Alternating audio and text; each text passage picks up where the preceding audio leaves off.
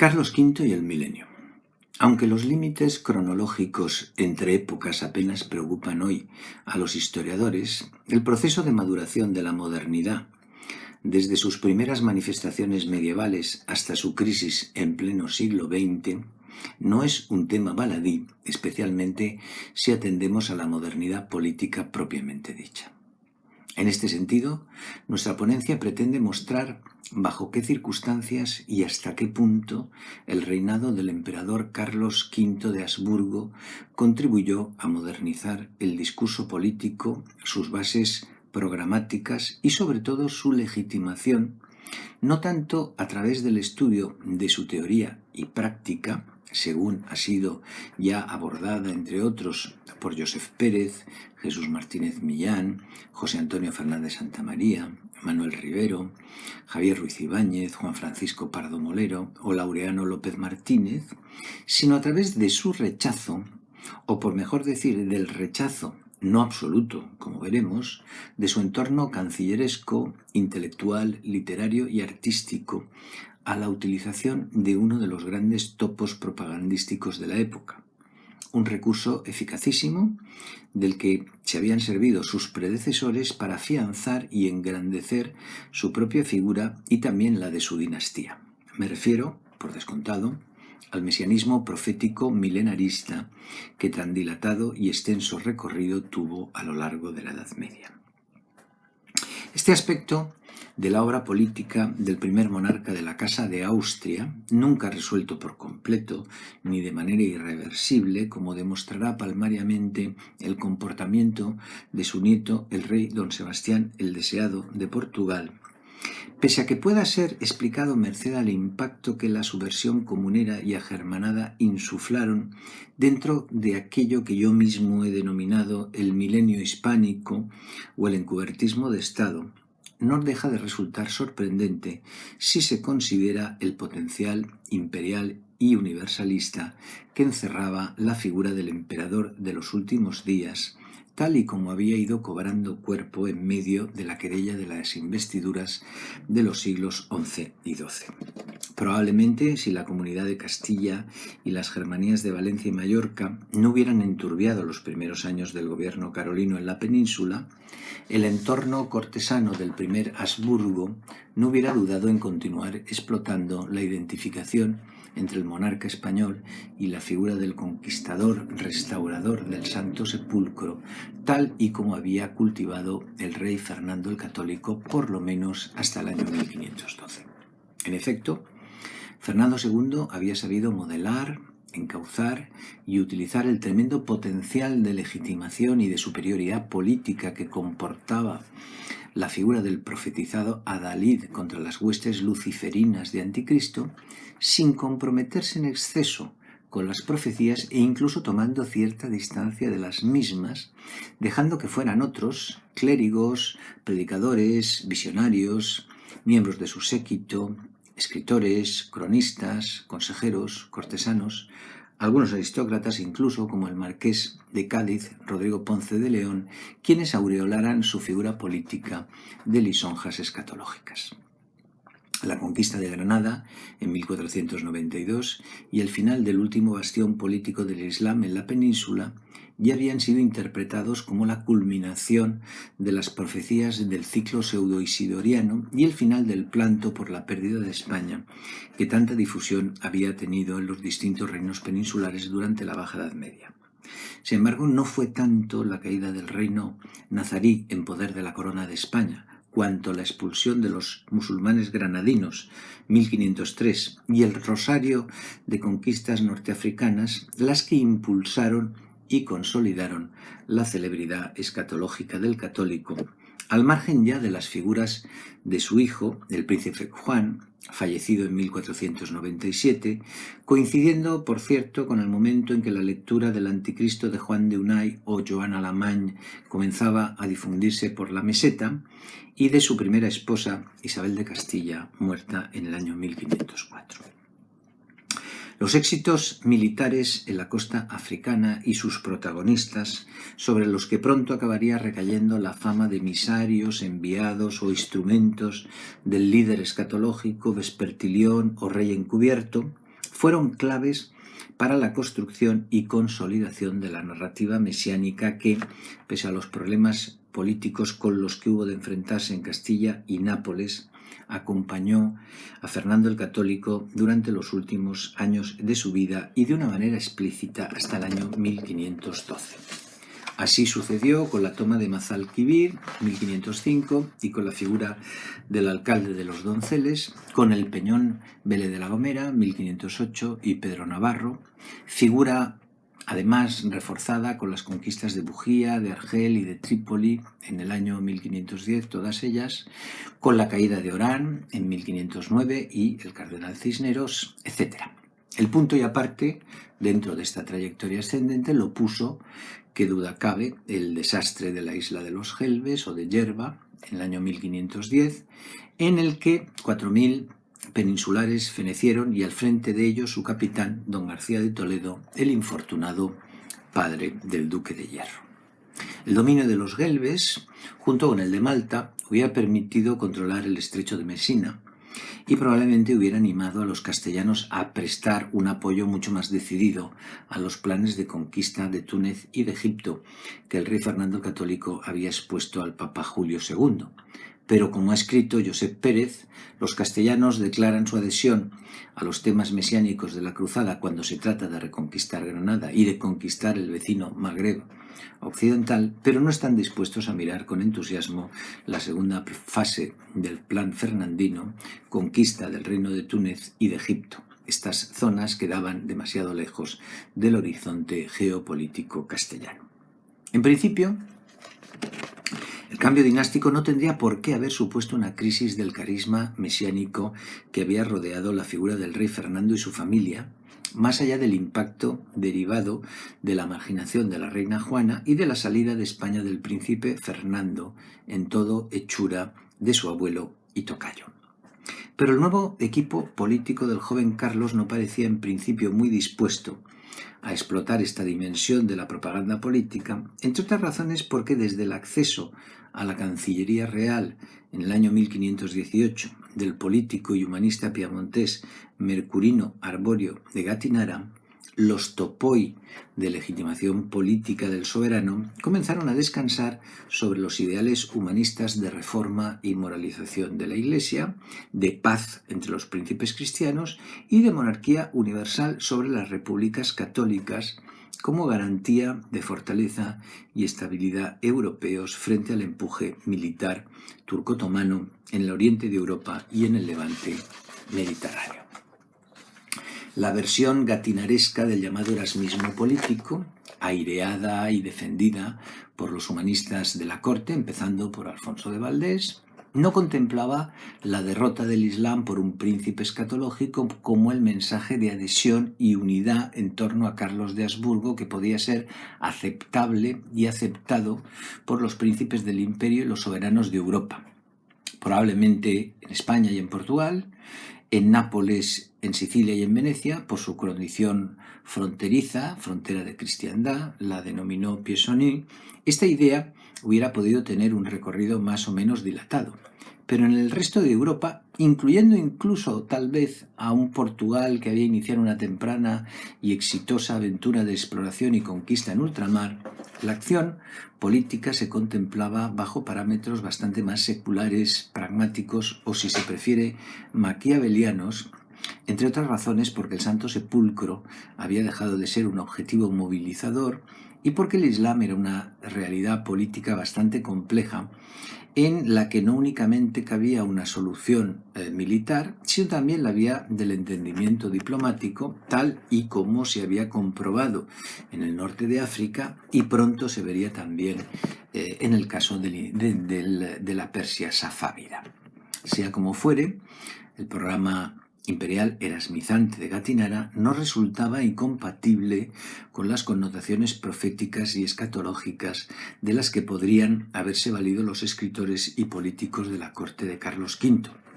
La ruptura entre ambas dimensiones, digamos mayor y menor, de la propaganda política del emperador se produjo a raíz de las sublevaciones de comienzos de la década de los años 20 en Castilla y en la Corona de Aragón, es decir, de las comunidades y de las Germanías. En ambos territorios,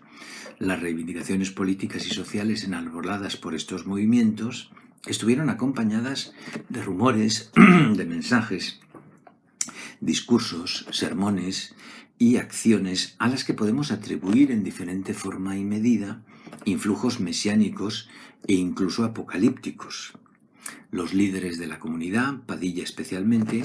fueron ensalzados como capitanes de las fuerzas del bien y de la fe contra un anticristo que, si no directamente identificado con el joven Carlos, sí inspiraba al menos la acción de los regentes y de los capitanes realistas. Una constelación de clérigos, el más importante y sobresaliente de los cuales fue el obispo Acuña, se ocupó de propalar por toda Castilla este mensaje con el fin de propiciar la unión de los pueblos en torno a la junta llamada Junta Santa. El caso tal vez más conocido y extraordinario de todos cuantos acontecieron durante estas conmociones anticarolinas se produjo en Valencia durante los últimos meses de la revuelta agermanada. Tras la muerte del último gran dirigente rebelde, Vicent Peris, en Valencia, el 3 de marzo de 1522, hizo su aparición en Xàtiva un personaje extraño, probablemente un partisano comunero recién llegado, que combinando un innegable carisma personal con una historia aparentemente creíble sobre su condición de legítimo heredero de la corona, en tanto que hijo póstumo del príncipe Juan de Trastámara, raptado de la cuna precisamente por el padre del odiado virrey, pues consiguió ponerse al frente de la resistencia en Xàtiva y Alcira y también logró acercarse a Valencia con el fin de hacer nacer la revuelta en la capital del reino. Pero este encubierto no se redujo solo a administrar con la necesaria prudencia el contenido político de las profecías del vespertilión que habían acompañado en vida al rey Fernando el Católico. Encubierto, fuera cual fuese la verdadera identidad de los distintos actores que encarnaron este papel, no se hurtó de comentar en voz alta su opinión acerca de algunos altos misterios de la teología, la Trinidad, el valor de los sacramentos, la autoridad de la Iglesia, etc. Tras la guerra, estos comentarios continuaron circulando por la comarca de la Ribera y acabaron llevando a algunos de los antiguos discípulos del último líder mesiánico de la Germanía ante el Tribunal del Santo Oficio. La estrecha relación entre rebeldía y escatología permite explicar la renuncia explícita de la corte habsbúrgica a cualquier tipo de propaganda legitimadora que pudiera ser interpretada en esta clave. El almirante de Castilla, el más desencantado de los tres regentes que recibieron al emperador a su regreso el año 1522,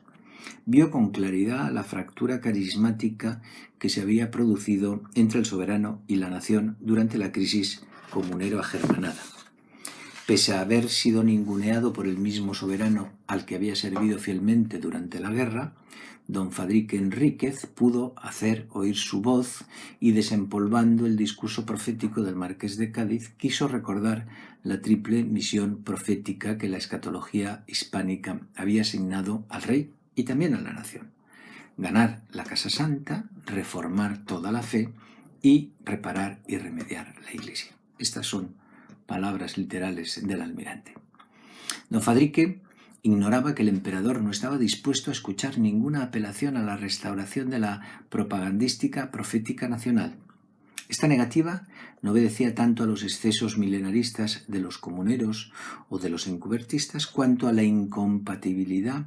que Carlos V creía existir entre el viejo proyecto político hispánico y su nuevo programa imperial, además del distanciamiento sentimental existente entre aquel monarca de origen borgoñón y el viejo proyecto político trastamara. A partir de entonces, especialmente tras su matrimonio con Isabel de Portugal, las campañas propagandísticas del emperador, ya fueran estas visuales, literarias o performativas, comenzaron a compararse y aún a contender con la antigüedad, con los ideales clásicos del humanismo y con la grandeza de Roma. Poco a poco, el programa imperial carolino comenzó a alejarse del imperativo pacifista del erasmismo político para acercarse a los grandes paradigmas del liderazgo imperial de la historia antigua: Aníbal, Alejandro Magno, Julio César, Trajano, etc. Probablemente el episodio que en mayor medida contribuyó a consolidar este uso propagandístico de la antigüedad, con nación imperial al margen, y por ende el rechazo aparentemente definitivo de la escatología encubertista, fue la conquista de Túnez del año 1535 y el posterior periplo triunfal que el emperador emprendió por Italia, que le llevaría por Sicilia y por Nápoles y culminaría al año siguiente, en el año 1536, en la capital del Renacimiento italiano, es decir, en la ciudad de Florencia. La toma de Túnez y la derrota de Kheireddin Barbarroja no solo fueron una operación militar brillante y novedosa, en la que se combinó un uso magistral de la infantería y de la artillería manejada eficazmente desde el mar por la flota. También constituyó un magnífico laboratorio para la experimentación de una campaña propagandística destinada a convertir al emperador Carlos en un nuevo Escipión el africano. Seguro de sí mismo, Carlos de Habsburgo había llevado con él al cronista flamenco Guillaume de Montoche. En su Voyage et expédition de Charles V au pays de Tunis, Montoche suministró a los historiadores humanistas del segundo tercio del siglo XVI ideas y materiales suficientes como para caracterizar la campaña de Túnez como la Tercera Guerra Púnica y al emperador como un Escipión redivivo o como el tercer africano. Así podremos constatarlo en los comentarios de la Guerra de Túnez del capellán franciscano del duque de Medina Sidonia, Alonso de Sanabria, o en el Europa e Auton Timorumene del doctor Andrés Laguna, cuya traducción podría ser Europa se lamenta de sí misma, del año 1543. No debemos pasar por alto esta fecha. Aunque el programa propagandístico de legitimación política basado en la emulación de la antigüedad clásica continuaba vigente, tal y como demuestran los modelos para los tapices encargados por la reina María de Hungría a Jan Vermeyen en 1545, o las escenografías públicas preparadas por las ciudades para homenajear al príncipe Felipe en su felicísimo viaje por Italia, Alemania y los Países Bajos entre 1548 y 1549, 7 años antes, el fracaso de la campaña contra Gel de 1541 no solo marcó el devenir de la política mediterránea, de la monarquía hispánica y del Imperio Otomano hasta la batalla de Lepanto, sino también contribuyó a una timidísima restauración de la escatología política encubertista, aunque en su exterioridad formal adoptase el modelo de la narrativa o de la poesía épica. Se trata del ciclo de textos que Butterbeck bautizó con la denominación de Caroleidas,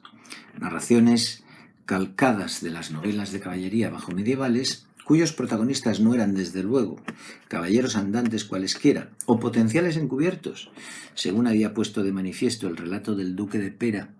difundido entre los miembros de la célula encubertista valenciana descubierta el año 1541, sino el mismísimo emperador Carlos V. En efecto, a partir de 1540, la épica carolina, de inspiración cortesana, decidió ir en busca de los viejos temas de la profecía política. Entre estas caroleidas destacaremos 4 grandes títulos: De Militia Principis Burgundi, 1540, de Álvar Gómez, caballero alcarreño, erasmista y servidor del duque del Infantado; Roncesvalles, 1555, de Francisco Garrido de Villena, poeta y traductor; La Carolea, 1560, de Jerónimo Sempere; y Carlo Famoso, 1566, de Luis Zapata. Álvar Gómez, al tratar de legitimar escatológicamente la dinastía de los Habsburgo en Militia, poema en hexámetros, se valdrá de una sombra que profetiza al duque Felipe el Bueno de Borgoña que uno de sus descendientes, evidentemente el emperador Carlos, señoreará España y el orbe entero. En Roncesvalles, de Garrido de Villena, los amores de Alberto y Marfisa, ancestros de la dinastía austriaca y del príncipe Eduardo de Inglaterra, respectivamente, se convierten en la personificación épica del vínculo que unirá escatológicamente en el futuro a las dinastías española e inglesa. Este nudo escatológico entre Inglaterra y España alcanza su cenit con el poema Carlo famoso de Luis Zapata, donde en estricto paralelismo con la historia de Dido y Eneas se plantea una relación amorosa entre Carlos V y María Tudor, interrumpida por la abrupta aparición de ultratumba del abuelo de ambos, Fernando el Católico, que ordena a su nieto abandonar Inglaterra y acudir a Castilla para sofocar la revuelta comunera. La Carolea, de Jerónimo Semperé, contiene una visión de la Jerusalén celestial en el sueño premonitorio de Carlos V antes de la batalla de Pavía, 1525, y al mismo tiempo, esa misma noche, una Babilonia infernal atormenta el reposo nocturno de Francisco I en forma de pesadilla. Así pues, no parece posible afirmar de una manera rotunda que la crisis de las comunidades y de las germanías supusiera el final definitivo del mesianismo político trastámara dentro del círculo o entorno cortesano del emperador Carlos V. Desde 1522 hasta 1541, la emulación de la antigüedad clásica y de la Roma imperial dominó la propaganda política en la península, en Italia y en los Países Bajos. El fracaso de la empresa de Argel, sin embargo, animó a los autores y literatos cercanos a la corte a restaurar, hasta cierto punto al menos, los viejos motivos proféticos políticos, valiéndose de un género, el épico, que podía ser igualmente leído en clave literaria y en clave escatológica.